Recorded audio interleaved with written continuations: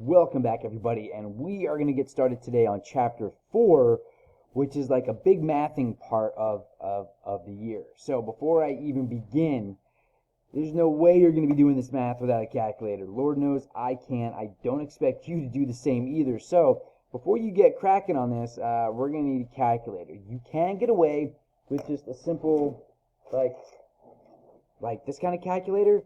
It'll do. But you're going to want something that's going to be at least a scientific calculator. The kind that dude gives you for math, like a graphing calculator, those work really, really well. So I'm going to give you a minute and make sure that you have a calculator before we get started.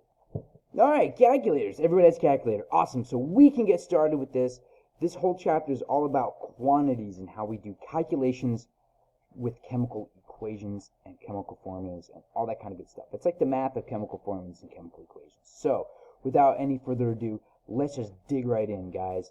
So the first part of this chapter is calculating quantities with chemical formulas. And the first thing we're going to look at is this bad boy right here.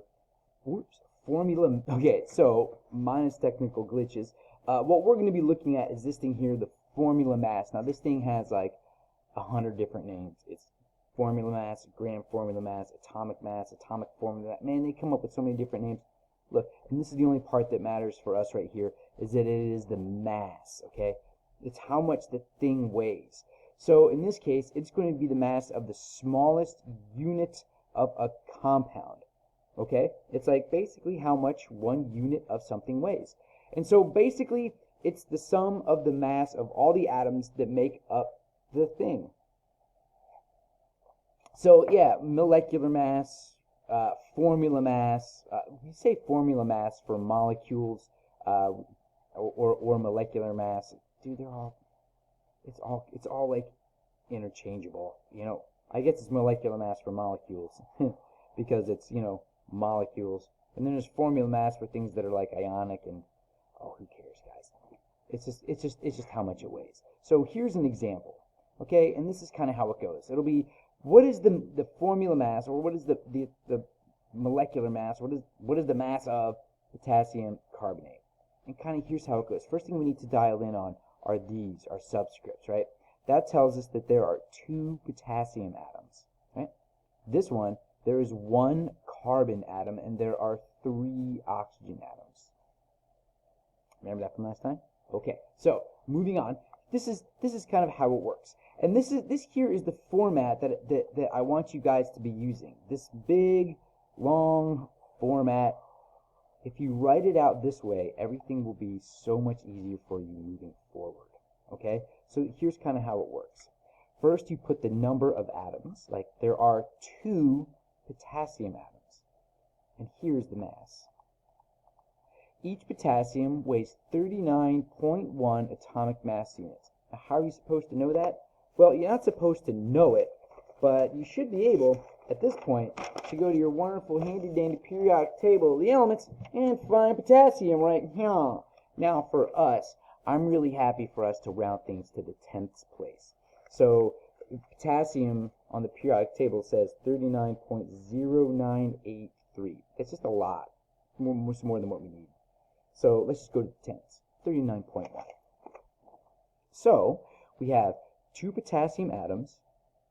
Each atom weighs 39.1 atomic mass units. How much mass do we have in all? Right, so we get 78.2 atomic mass units from potassium. We do the exact same thing for every single other element. We have 1 carbon atom. Each carbon atom weighs 12.01. How much mass do we have in all? Carbon gives us 12.0 atomic mass units. There are 3 oxygen atoms. How do we know that? Because this guy right here. Each oxygen atom weighs 16.0. How much do we have in all? Well, it just so happens from oxygen we have that much. And so I want you to lay it out this way, because this is from potassium, and it's all listed out right there. This is from oxygen, and this guy right here, this is from well, no, that's oxygen. Hey, I got that all messed up, guys. Yeah, weird. I made a mistake. How's that possible? So this one is from carbon, and this one is from oxygen. There, right? Aren't I glad that I wrote everything out, right? That way I know what these numbers are. So potassium, I'm getting 78.2 from potassium. For carbon, I'm getting 12.0, and from oxygen, I'm getting 48.0. Now, how much do I have in all? I have 138.2 because I'm going to add everything together, atomic mass units. And so this is my final answer. This is how much, or this is the formula mass, this is the molecular mass, the gram formula mass, whatever you want to call it, I kind of don't care. This is how much 1 unit of K2CO3 weighs, 138 atomic mass units. And that's pretty much how you find like gram formula mass. That's it. We're done. Okay? Like I said, it is important that you use this like format that we have here. This, where you write out the element, write out the number, write out the mass, and then write out the product, or like the total mass from that element, so that each line is from one element. And this is going to be important for the next step, which is finding percent composition. So percent composition works like this. Like, what is the percent composition of carbon and potassium carbonate? Now, why would we do that? Well, the next step is another reason why. So we know like how much we have in a sample. So if I have like 5 grams of something, this is the first step to know like how much like potassium do I have, how much carbon do I have, that kind of thing.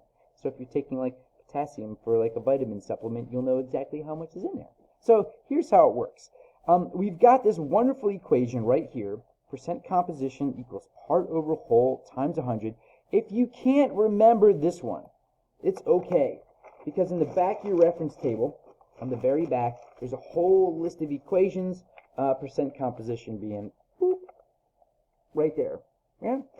So you can look up percent composition, part over whole times 100. What you can't look up is this, like the process for finding the gram formula mass. That you can't look up. That you have to keep inside your noodle. So coming down here, percent composition, where was I? Oh yeah, part over whole. So here's the deal. Because we are asking about, like, specifically, right, give me a good color. Because we are asking specifically about carbon, carbon is going to be the part, or the mass of just carbon. And the whole thing, that's my whole thing. That's the whole compound. That goes right there. Now, how can I calculate all those things? Well, let's go back up for a second, because if you look right here, we have everything right here, right? We just calculated the mass of the whole thing, and look, I'm going to get it right this time. Here is the mass that we got from carbon. It's all done for us. Like, it's already set up, which is kind of why I wanted you to write it out this way, because now it's like, when you do that, it's like right there. You don't have to do anything again. You don't have to look for anything. It's all written out right there for you to see. No worries, right there. So that's why I want this to be the method that we're using to find the gram formula mass, because it sets us up for percent composition. And I'm telling you guys, since we're just like, I don't know, are we even 5 minutes into this, into like chapter 4, and we've done these two things? We're going to be doing this a lot. So make sure that you have that format for the gram formula mass lined up. So here we go. We got 12.0 as the part. We got 138.2 as the mass of the whole thing. We multiply it by 100. Wait, let's do some math. Wait, I have a calculator right here. Oh my gosh, 8.68%. Genius. Genius. Right? Now the third thing we're going to do, and today we're only doing 3 things. Finding the gram formula mass, like how much does the whole thing weigh? Then we've got percent composition, like what portion of that mass comes from that certain element. That's what this whole thing right here is all about. Percent composition, it tells us what mass of like our compound is from that one element. And with that information, we can now find the grams of an element in a sample. Now this is where we find dosing, right? This is where we know how much of something is in a sample. So if you have, say, I don't know, bananas, and like bananas are, I don't know, if you want to do like 1% potassium, you can tell how much potassium you're eating, like by the mass of your bananas or something like that. I don't know. In real life, we use this to know, like, okay, if somebody's taking lithium chloride, because lithium's a pretty common medication, like, we'll know, like, well, if they need like 50 grams of lithium, well, we can like weigh out the lithium chloride until we get the right amount of actual lithium. That way we are giving them the proper amount of medication. So basically works like this. How many grams, or the questions tend to be like this. How many grams of carbon are in 15 grams of K2CO3? So, yeah, most of these questions that we do in class are kind of benign. They don't really mean that much to us. Until you're in like the real world, and all of a sudden these questions really have quite rather significant meaning. But we're going to practice here where it's quite simple. So here's how it works. It is super duper simple to find the grams of an element in a sample. This is our third skill that we need to have. Gram form of the mass, percent composition, grams of an element in a sample. Here's how you do. Dude, all you need to do,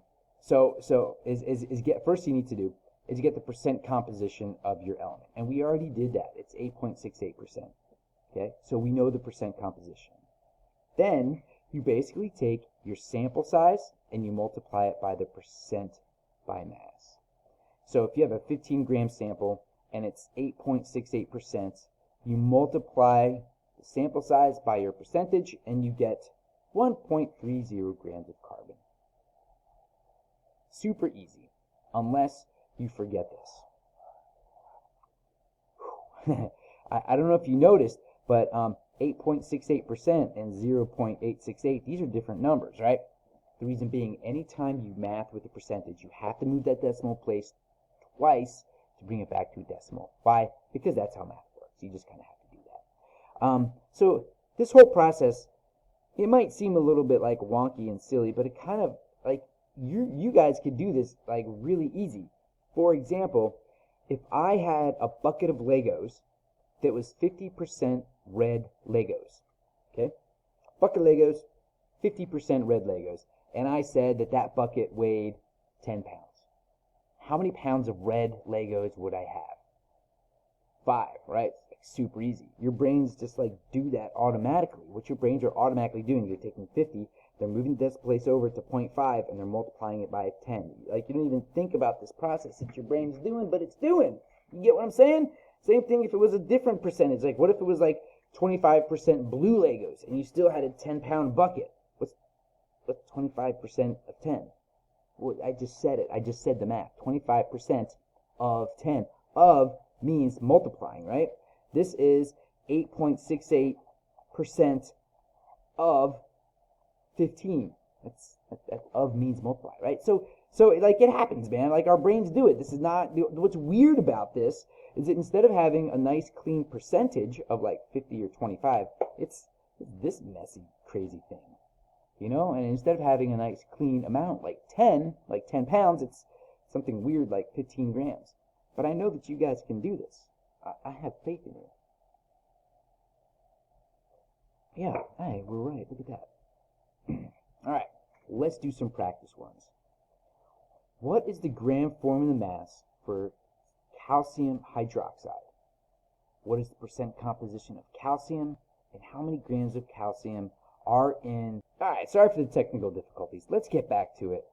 What is the gram formula mass for CaOH2? What is the percent composition of calcium? And how many grams are there of calcium are at 1.3 grams? Let's go through the full 3 skills that we need to learn for today. Let's start with this, the gram formula mass. So this is how I like to do it. First thing I do is I write calcium, right? Just because it's the first one in mind. And over here I see there is 1 calcium.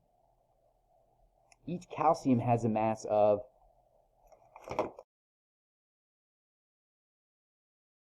40.1. That means I'm getting 40.1 from calcium. The next in line is oxygen, and see there's 2, so that means I've got 2 oxygens and I've got 2 hydrogens. All right, so oxygen, there are 2 oxygens. Each oxygen has a mass of 16.0, That gives me 32.0 from oxygen. Hydrogen, there are 2 of them. Each is, 1.0. That gives me a grand total of 2.0 from hydrogen. Let's see if I can do math really fast. There, that is the mass of my calcium hydroxide. If I'm wrong, you're going to have to let me know. I'm going to have to come back and redo this whole thing. So that was step 1. Step 2 is going to be, what is the percent composition of calcium? Well, that's this. This is the mass from calcium, right? So step 2 is part over whole times 100. So it's going to be 40.1 divided by the mass of the whole thing,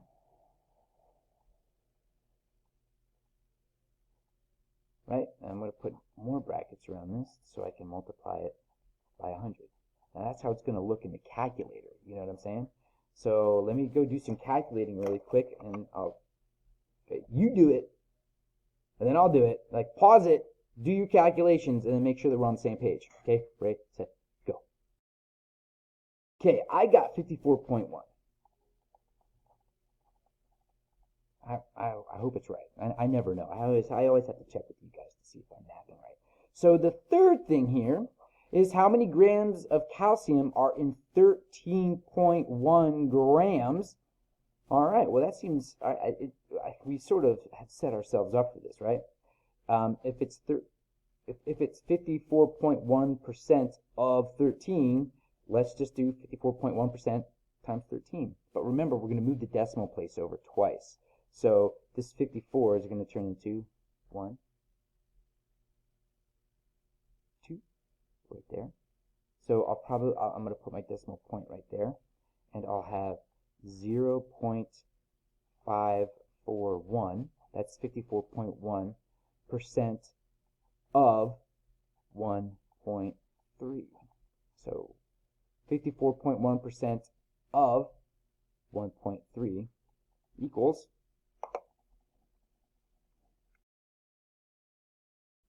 just like that. You got it? Nice. Nice. Excellent. Okay. Next, what is the gram for? This one looks really difficult. Probably not, though. Like, I have a feeling it's going to be like a lot of this, like all the same thing, but like different. You know what I'm saying? So, what is the gram formula mass for C3H5OH3? Well, I'm not really certain. Let's call this number 1. Let's call this number 2. Let's call this number 3. I'm pretty certain that the first thing I'm going to have to do. All right. So for number 1, it's going to be just like before, just maybe this time a slightly bigger molecule. So we'll go carbon. Tell you what, I'm going to do this, but I want you guys to try to figure it out first on your own. So let's see what we can do. All right, just give a pause, figure it out, and then we'll see what I get. We'll like compare. Okay, so pause.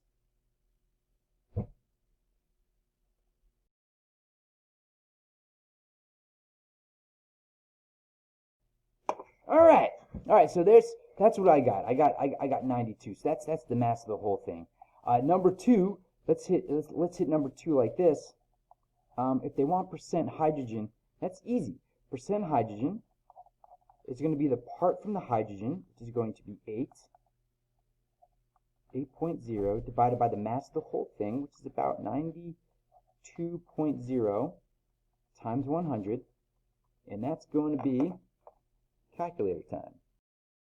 Okay, I got about 8.7. It seems about right. You know, it's a little more than 8. Great. So the third thing I want to do, this will be number 3, is grams of carbon in 97 grams. Easy, because I've got, oh wait. Ooh. Hey, let's not fall for that trap, shall we? The question is asking for grams of carbon. Right after they made us find percent of hydrogen. Do not fall for that. Right? Man, that was close. I almost fell for it. It's my own notes. It's silly. So really got to pay attention to the questions that are being asked, because they will lead you down this one direction, a left-hand turn. You know what I mean? So that's kind of what this is all about. It's just a little bit inconvenient, that's all, because they want grams of carbon, and here we found percent of hydrogen. But I ain't scared, because I know how to find the percent composition of carbon. So to do this, grams of an element in a sample, we're going to find the percent composition, and then it'll be percent times the sample size. All right, so on your marks, get set, go.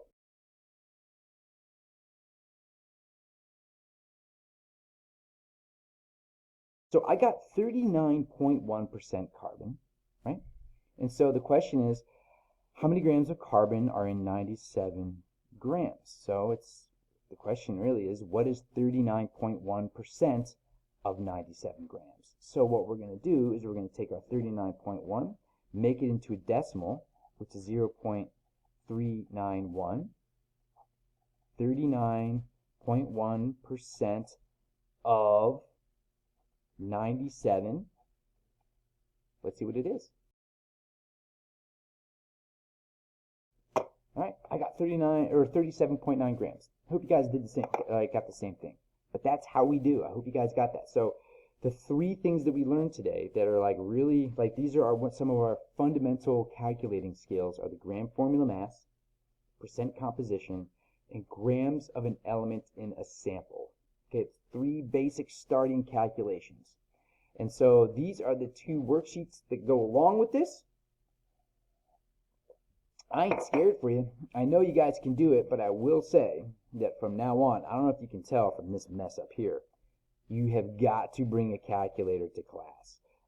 Kind of can't survive without it, and no, you can't use your phone because I ain't that dumb. All right, guys, I hope you all have a wonderful, awesome day. I'm calling it quits for right now, and yeah, I'll see you on the flip side.